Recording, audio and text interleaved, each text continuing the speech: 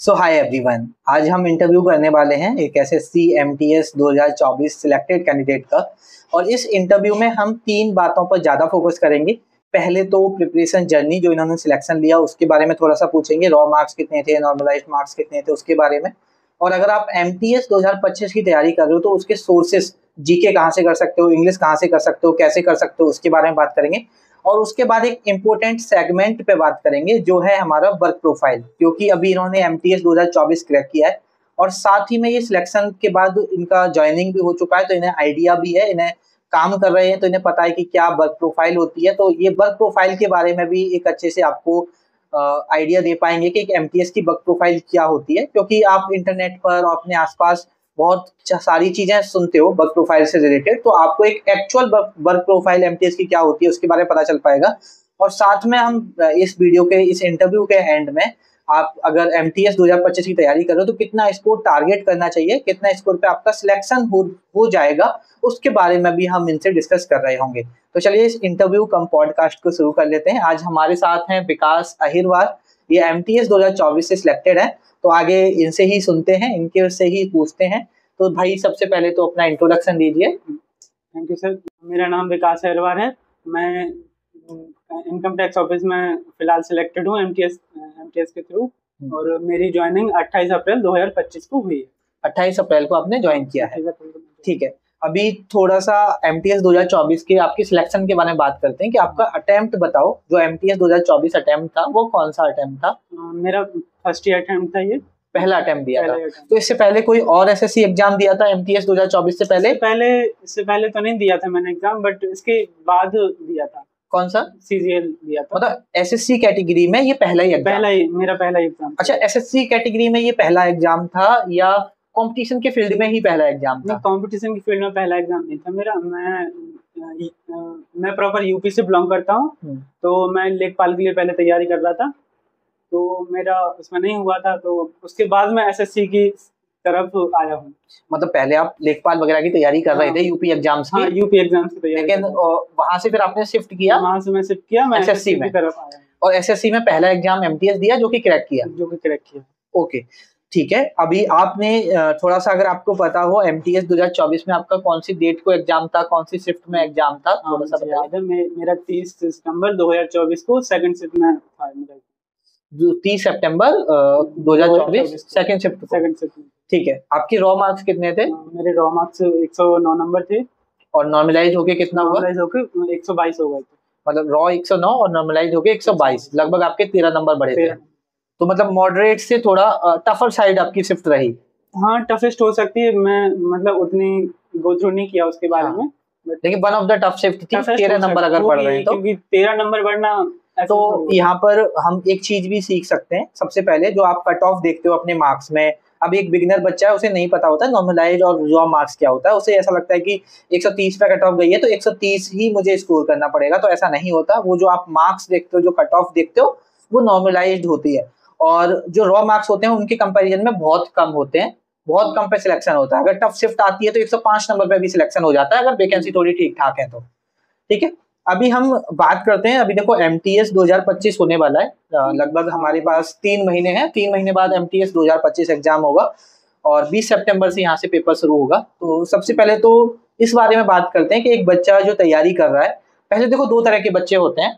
एक बच्चा वो होता है जो उतना सीरियस नहीं था, पहले थोड़ा बहुत उसने पढ़ा हुआ है, उतना सीरियस नहीं था, अभी वो सीरियस होकर अगर पढ़ाई करना चाहे इन 3 महीनों में, तो क्या एग्जाम को क्रैक कर सकता है? हाँ, बिल्कुल कर सकता है, बट उसको मेहनत ज्यादा करनी पड़ेगी। डेडिकेटेड होके अगर वो 3 महीने पढ़ता है, प्रॉपर क्लासेस, रिवीजन वगैरह सब कुछ, तो हाँ कर सकता है। और एक बच्चा जो आज से पहले जानता ही नहीं था एसएससी को, अभी सिर्फ एमटीएस में आया है, अभी उसने समझा है एमटीएस को और वो नहीं जानता जीके, इंग्लिश, मतलब एकेडमिक्स उसके थोड़े ठीक ठाक हैं, तो वो क्रैक कर सकता है या नहीं? उसके लिए थोड़ा टफ होगा। और मतलब अगर वो तैयारी करना चाहे तो सिलेक्शन तक पहुंच पाएगा या नहीं, बेसिकली ये पूछना चाहता हूं। पहुंच सकता है, बट मेहनत बहुत ज्यादा होगी उसके लिए, मतलब बिगिनर के कंपैरिजन में तो होगी, टफ होगा आपके अकॉर्डिंग।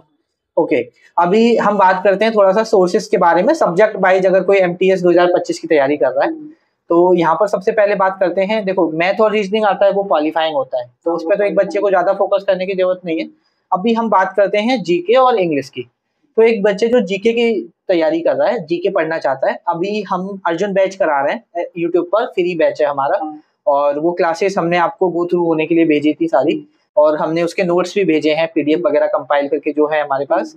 तो अगर एक बच्चा वो पीडीएफ या जो हम अर्जुन बैच करा रहे हैं वहां से उस पर रिलाई कर सकता है या नहीं आपके अकॉर्डिंग, क्योंकि आपने सिलेक्शन लिया है और आप अच्छे से एक रिव्यू दे सकते हो, तो हमें एक जेन्युइन रिव्यू चाहिए कि अगर एक बच्चा उस पर रिलाई करना चाहिए, क्योंकि बच्चों के भी सवाल होते हैं कि भैया मैं इस पे 100% रिलाई कर सकता हूँ या कुछ और करने की जरूरत तो नहीं है, तो थोड़ा सा आप उसके बारे में क्लियरिटी दीजिए।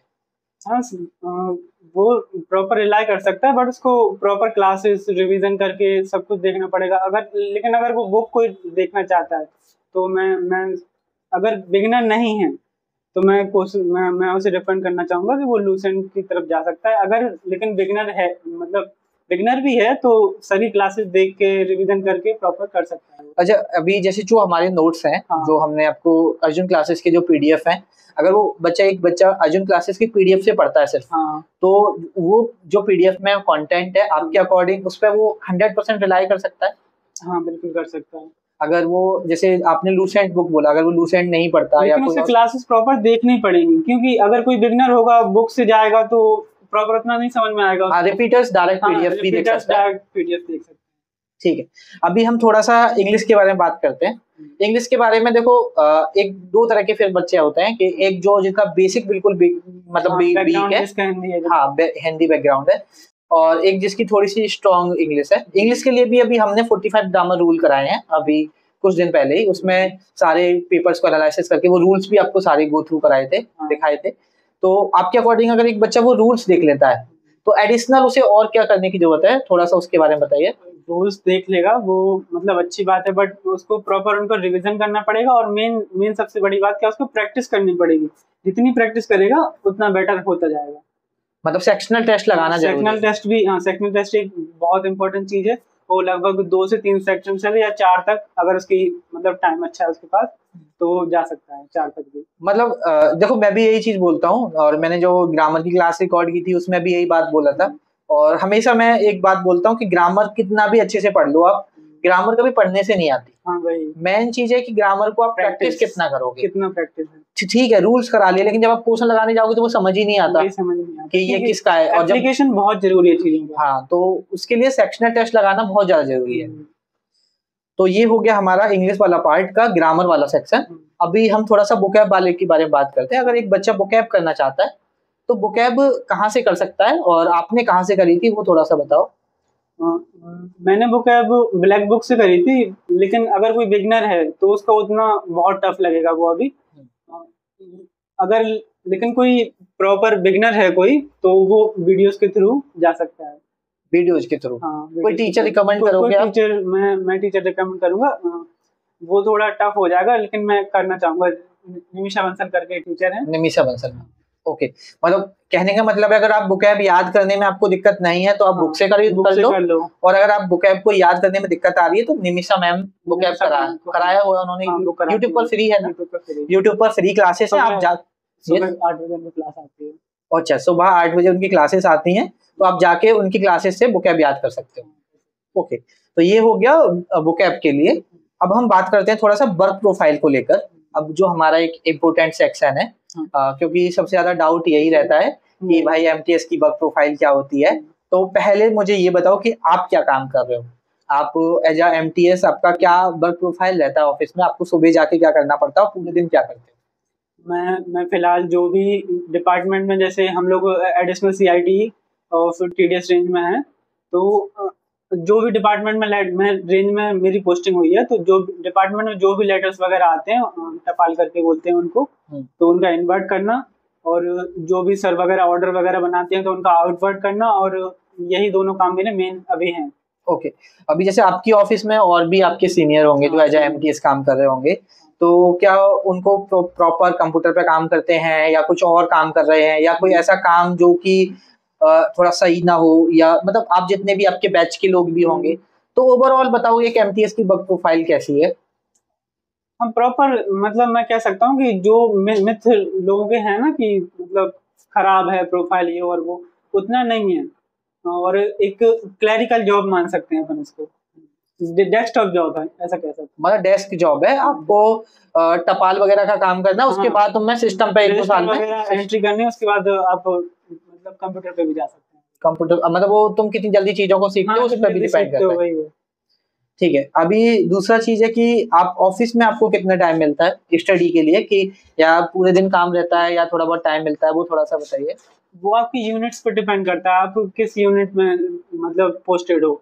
मतलब यूनिट क्या होती है एक बार बताओ। मतलब इनकम टैक्स ऑफिस में बहुत सारी यूनिट होती हैं, जैसे कुछ रेंज में होते हैं, कुछ सर्कल में होते हैं, कुछ वार्ड में होते हैं, उसके अंदर भी 1-2 करके और भी, मतलब आगे कुछ अगर बड़ा डिपार्टमेंट है तो और भी, और वैसे भी सेक्शन होते हैं, टीडीएस हो गया, जाओ हो गया, एयू हो गया, डीडीओ हो गया, हाँ, ऐसे सेक्शन होते हैं। तो अगर मतलब उसके यूनिट पे डिपेंड करता है कि काम कितना है। तो अगर मैं टीडीएस रेंज में हूँ, सर्कल में हूँ, तो थोड़ा काम रहता है। अगर मैं एयू वीयू में हूँ तो थोड़ा कम काम रहता है। अच्छा, तो अभी मतलब टीडीएस में आपके अकॉर्डिंग काम थोड़ा सा ज्यादा रहता है, हाँ, जैसे कि पढ़ाई का टाइम या तो पढ़ाई नहीं, का काम या तो नहीं, या मतलब या थोड़ा आधा 1 घंटा आप निकाल सकते हैं। ऑफिस में आप आधा 1 घंटा पढ़ पाते हो। अच्छा, घर पे एक बच्चा ऑफिस में नहीं पढ़ पा रहा है, जैसे आप ऑफिस में नहीं पढ़ पा रहे हो, अच्छा आप सीजीएल की तैयारी कर रहे हो या किसी और एग्जाम की? हाँ, मैं फिलहाल सीजीएल को देख रहा हूँ। तो अभी जैसे सीजीएल होने वाला है 1-2 महीने, 2 महीने बाद अप्रॉक्स सीजीएल होने वाला है, तो आप अपनी पढ़ाई के लिए कितना टाइम निकाल लेते हो एक जॉब के बाद? घर पे कितना पढ़ पा रहे हो, कितने घंटे पढ़ सकते हो आप घर पे? अगर मैं सही कहूँ तो मैं 3 से 4 घंटे निकाल सकता हूँ, और मैं कर सकता हूँ 4 घंटे तो आराम से। मतलब 3 से 4 घंटे अभी निकाल पा रहे हो अपने सीजीएल के लिए? सीजीएल के लिए। ओके। और दूसरा चीज, एक एमटीएस ग्रेड 1 की जॉब होती है, लेवल 1 की जॉब होती है, तो जो आपके सीनियर्स हैं, जो ऑफिसियर्स हैं, जिनके अंडर आप काम कर रहे हो, उनका कैसा बिहेवियर होता है एमटीएस के साथ? डिपार्टमेंट तो सारे ठीक होते हैं, बट इनकम टैक्स अगर मैं देखूं तो कोऑपरेटिव होते हैं। ऑफिसर सारे कोऑपरेटिव हैं, सारे मतलब कोऑपरेटिव ही होते हैं। और बहुत सारे बच्चों से मैंने बात किया है, उन्होंने ये भी बोला है कि हमको तो खुद ऑफिसर मोटिवेट करते हैं कि आप पेपर को निकालो, और यहाँ से, क्योंकि एट द एंड वो भी हमारा मैं भी जब पहली बार ऑफिस में गया, तो मैं जब अपने सर से मिला और आईटी सर से, तो उन्होंने मुझे मोटिवेट किया है। अच्छा, ठीक है। उसके बाद हम बात करते हैं, एक हमारा इम्पोर्टेंट है कि अगर एक होता है कि एमटीएस जॉब होना, और एक होता है कोई जॉब ना होना, क्योंकि एमटीएस जॉब ग्रेड 1 है, लेवल 1 है, तो सब एक अलग नजर से देखते हैं, और वर्क प्रोफाइल के बारे में बहुत मिथ बैठा हुआ है। तो अभी आज से 2 महीने पहले जब आपके पास कोई जॉब नहीं थी और अभी आपके पास जॉब है, तो आप कितना अंतर समझते हैं, या कितना बेटर है एक बेरोजगार होने से एक जॉब होना एमटीएस की? बहुत अंतर है। आपको जॉब ना होना और जॉब होना, आप मतलब बातों से ही निकाल लो कि जॉब होना और ना होना कितना अंतर है। और वैसे भी आपको 32 हजार अभी सैलरी आ रहा है, और अभी अगर एड्स पे कमीशन आएगा तो मिनिमम 40,000 इन हैंड जा सकता है, मतलब मैक्सिमम 40,000 जा सकता है। 40 आराम से, हाँ, 40 की समथिंग सैलरी हो जाएगी, तो वो एक काफी सैलरी होगी। लगभग 2026 में कमीशन लागू होगा, ठीक है। थोड़ा सा अगर हम प्रमोशन की बात करें, तो अगर एक एमटीएस को टीए बनने में लगभग कितना टाइम लगता है? अभी जो फिलहाल जो रूल्स वगैरह हैं, उनसे तो 5 से 6 साल टीए बनने में लग जाएंगे आपको। 5 से 6 साल, मतलब अगर आप सीजीएल कल को क्वालिफाई नहीं कर पाते, तो जो सीजीएल के थ्रू डायरेक्ट टीए बन सकते हैं, वो एमटीएस से भी टीए बन सकते हैं, लेकिन उसके लिए डिपार्टमेंट एग्जाम निकलते हैं, हर साल होते हैं वो, हर साल करके। मतलब एमटीएस से टीए बनने के लिए कौन सा एग्जाम होता है? टाइपिंग टेस्ट होता है, स्किल टेस्ट बोलते हैं, स्किल टेस्ट बोलते हैं। ओके। और ये हो गया हमारा वर्क प्रोफाइल के बारे में। साथ में अगर हम बात करते हैं थोड़ा सा, हम डेली टारगेट दे रहे हैं, हमारा जो हम डेली टारगेट आपको दिखा भी रहे थे, तो जो डेली टारगेट दे रहे हैं, एक बच्चा डेडिकेटेड होकर फॉलो करता है उस डेली टारगेट को, तो क्या वो सिलेक्शन ले सकता है अपना, या वो सिलेक्शन तक पहुंच सकता है? बिल्कुल ले सकता है, बट लेकिन उसको रिवीजन प्रॉपर करना पड़ेगा। रिवीजन मैं कहूँगा, अगर वो पढ़ता अगर 2 घंटे है, तो उसको रिवीजन 2 घंटे ही करना पड़ेगा। मतलब जितना वो पढ़ेगा उतना ही रिवीजन करना पड़ेगा। मतलब साथ में पढ़ाई जरूरी है, बट रिवीजन भी करना रिवीजन, मैं कहूँगा रिवीजन ज्यादा इंपॉर्टेंट है। कम पढ़े चाहे वो कम, मतलब आप, क्योंकि आप नया पढ़ते जाओगे, पुराना भूलते जाओगे, इसलिए। जैसे अभी अगर हम डेली टारगेट में, अभी जैसे हम पॉलिटी कर रहे हैं और स्टैटिक जीके और हिस्ट्री हम कवर कर चुके हैं, तो स्टैटिक जीके हिस्ट्री का हम साथ में रिवीजन लेके चलते हैं, क्योंकि आप जितना आगे पढ़ना जरूरी है, उससे ज्यादा उसका रिवीजन ज्यादा, क्योंकि रिपीटेशन बहुत जरूरी होता है चीजों का। ओके, एक मेरा लास्ट क्वेश्चन है कि अगर एक बच्चा, अभी हमें नहीं पता वैकेंसी कितनी आएंगी, लेकिन अगर 4,000 से लेकर 7,000 वैकेंसी आती हैं, तो अगर एक हार्ड शिफ्ट में बच्चे का पेपर होता है, तो उसे कितना स्कोर करना पड़ेगा रॉ मार्क्स आपके अकॉर्डिंग फाइनल सिलेक्शन लेने के लिए? मेरे हिसाब से इस 100+ आराम से होने चाहिए उसके, मतलब 100 के ऊपर आने चाहिए। 100 से ऊपर आने चाहिए। हाँ, हार्डेस्ट शिफ्ट है या टफेस्ट शिफ्ट है। मॉडरेट शिफ्ट में कितना स्कोर करना पड़ेगा? मॉडरेट शिफ्ट में आप वही 5 नंबर ऊपर कर लीजिए। कितना? 10 तक, 5 से 10 तक। 105 110? 105 से 110। और अगर एक बच्चा पेपर देने जा रहा है और इजी शिफ्ट आती है, one of the easiest shift है, तो उसे लगभग कितना स्कोर करना? उसे मतलब 115 के ऊपर आराम से लाने पड़ेंगे, नहीं तो मतलब थोड़ा टफ हो जाएगा उसके लिए। हार्ड शिफ्ट में 100+ और मॉडरेट में 110 के समथिंग और इजी शिफ्ट में 115+। अच्छा, अभी एक बच्चा जो एमटीएस की तैयारी कर रहा है और वो अपना मॉक में कितना स्कोर टारगेट करके चले कि मॉक में मुझे इतना करना है, प्रीवियस ईयर पेपर में कितना उसे टारगेट करना चाहिए? प्रीवियस ईयर में आप 110+ ले सकते हैं, बट मॉक एक फ्लक्चुएटिंग होते हैं। आपके अगर 100 से भी कम आ रहे हैं तो आप घबराएं नहीं। हाँ। क्योंकि मॉक बहुत फ्लक्चुएटिंग होते हैं, और खासकर एमटीएस के लिए जहाँ जीके और इंग्लिश के लिए जीके जैसी चीज में आप कितना भरोसा कर सकते हैं? मेरे अकॉर्डिंग अगर एक बच्चा 100 और 110 भी प्रीवियस ईयर पेपर में अच्छा कर रहा है तो पेपर में डेफिनेटली अच्छा करके आएगा। ठीक है, तो थैंक यू। यही हमारे सारे सवाल थे, इनसे काफी सारे लोगों को हेल्प मिलेगी और बहुत सारे डाउट हैं जो मे बी बहुत सारे लोगों के होंगे वो क्लियर हुए होंगे। थैंक यू यहाँ आने के लिए again. Thank you so much.